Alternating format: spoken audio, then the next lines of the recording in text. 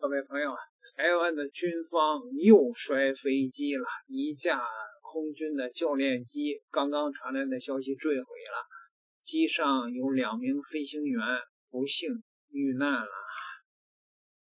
沈毅教授呢，大陸的沈毅教授也直言不讳地说，这個統一啊就在眼前了，留給台灣的時間不多了。就台灣軍隊目前的這個草莓兵的訓練水平，跟這個解放軍對壘啊，你們覺得有這個可能性嗎？有點這個對抗的可能性嗎？哎，真是啊，空軍2架啊，這個教練機訓練的時候，一架墜毀。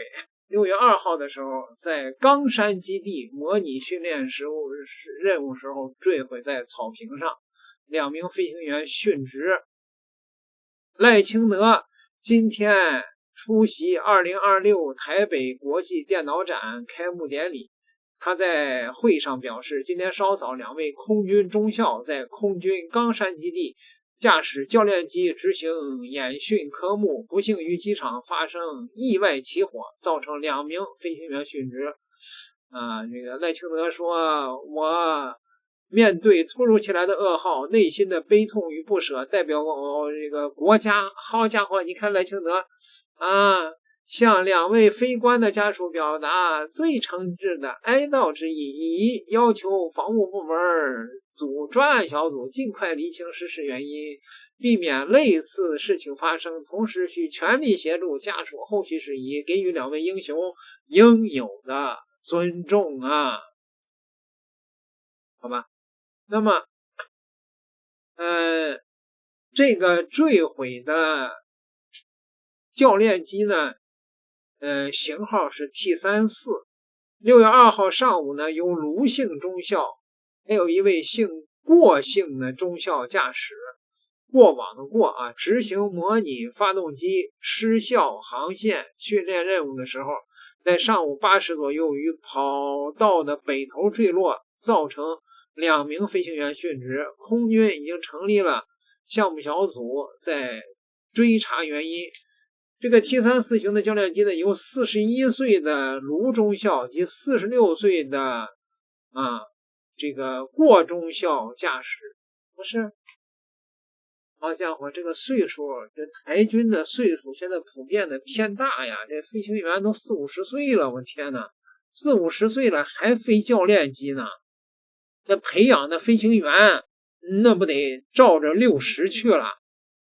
不對吧，朋友們，這沒人當兵了嗎？在台灣空軍說明殉職的飛官郭中校46歲已婚，盧中校41歲已婚，一子一女。好嘛，好吧，這2個飛行員是挺不幸的啊。那當時呢，為了模擬發動機失效，就是人工的把發動機給關了以後呢，可惜技術不過關，或者是這個飛機不過關，再想把這個動力恢復就恢復不了了，結果直接砸到跑道上了。不過你要按說技術過關的話，像這樣的輕型飛機，依靠那個滑翔也能平穩着陸啊，反正是就在剛剛呢，國防部呢已經正式發布了新聞稿，證實今天上午在發生在高雄空軍基地的這一起墜機意外呢，2名中校飛行員呢已經不幸身亡。而根據了解呢，這2名中校飛行員是在今天上午8點多駕駛的 T-34教練機，正在進行所謂的模擬空中發動機失效航線的訓練任務時，結果沒有完成最後的訓練科目，導致呢在8點08分的時候，位於航道的這一個北頭墜毀，造成2名飛官的殉職。而根據了解，這2名飛官呢，分別是一名盧姓中校以及郭姓中校駕駛。2個人呢，中教的階級顯然呢都有一定駕駛的資歷，但而目前呢高雄的天氣呢還算良好，雖然呢這個天空出的太陽，不過確實今天上午的這個能見度是比較差的，只是目前能見度跟天氣有衝突的情況之下，到底是機械故障或者是人為操作的疏忽？目前呢，軍方已經成立專案小組，正在全力的調查釐清當中。台灣島內2300萬人掀起一場大討論，你認為統一的條件是什麼？滿足哪些條件你願意統一？你們自己開嘛，你幹嘛問我？我哪知道你要什麼？我這啥都有，任何東西都可以討論，但前提是統一。一國兩制，世界上只有一個中國，中華人民共和國是中國的唯一合法代表，台灣是中國的一個省，這個沒得談，這個沒得談，其他談吧。你要什麼？你要什麼就業，大陸的投資，然後要發展什麼產業，講啊，大家聊啊，看你能夠接什麼，看你能承擔什麼，你要有條件的。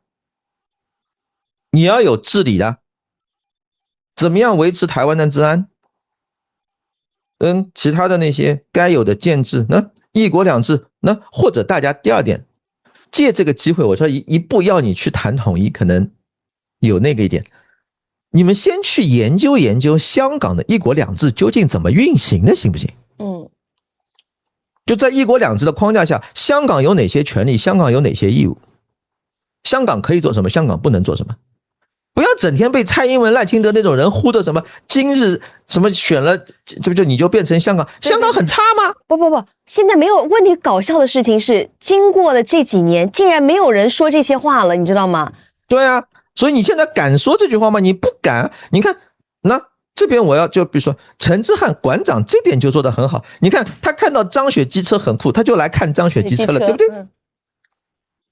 那你說，那這個統一之後，張雪機車到台灣去弄個銷量，這不是你甚至統一之前，你現在想辦法引進開放進去啊？你們不是說，這個島內民眾不是你們號稱是民主的嗎？你們賴清德聽你們的不啦？你們要什麼？你覺得大陸應該進去什麼？你行不行？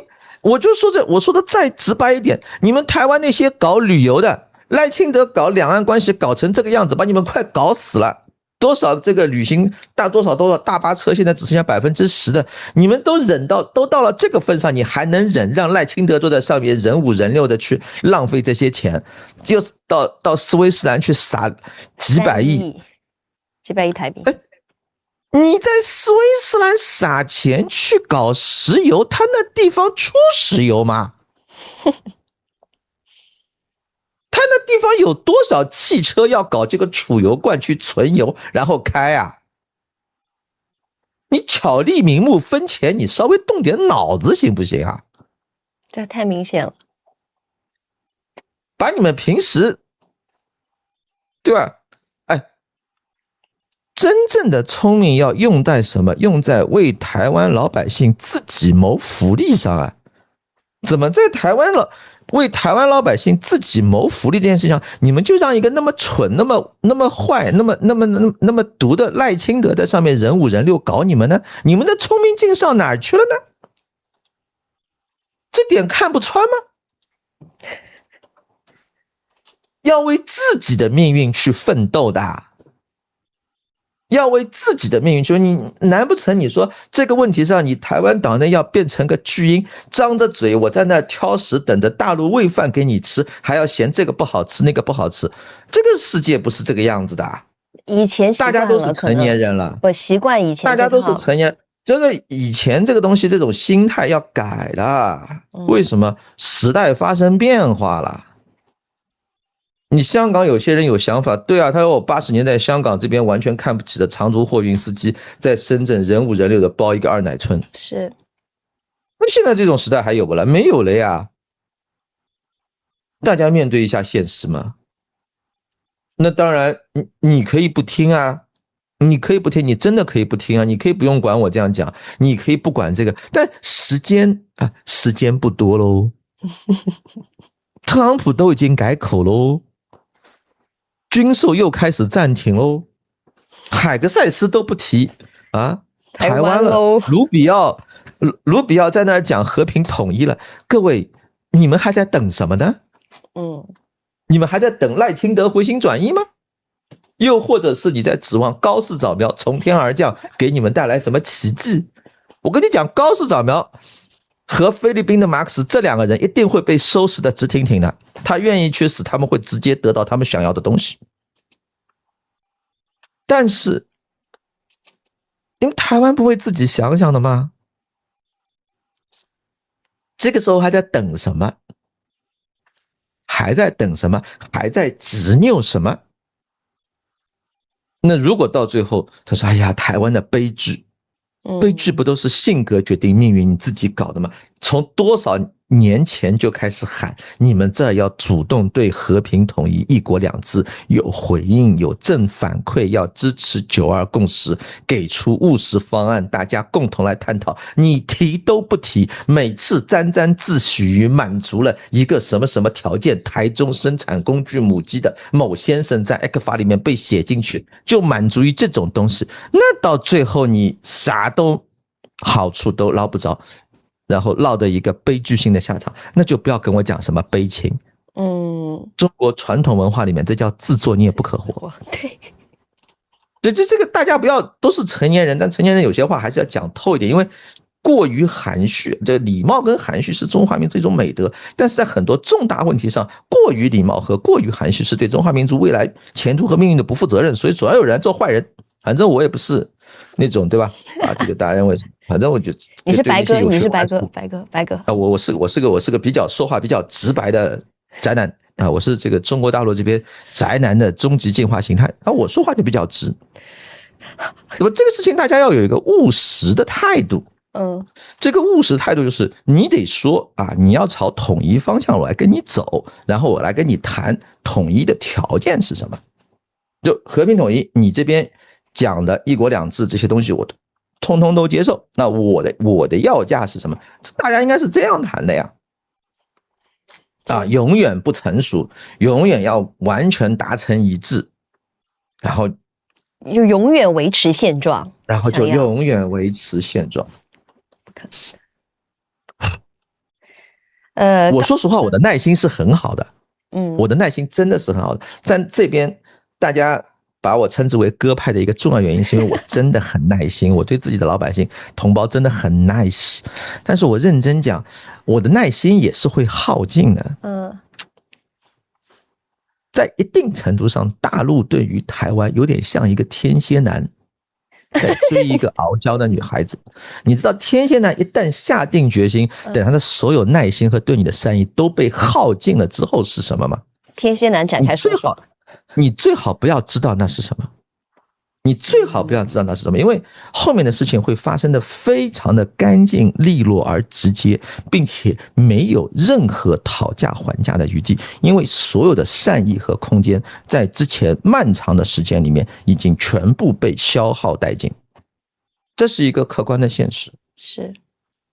這種客觀的現實到最後砸下來啊，有些人就會很傷感的說啊，時代的一粒沙落在頭上就是一座山，你自己找的。沈毅教授這是苦口婆心吶，因為耐心基本上已經耗盡了，對吧？然後國際形勢都已經走到了現在這個地步了，川普都已經服了。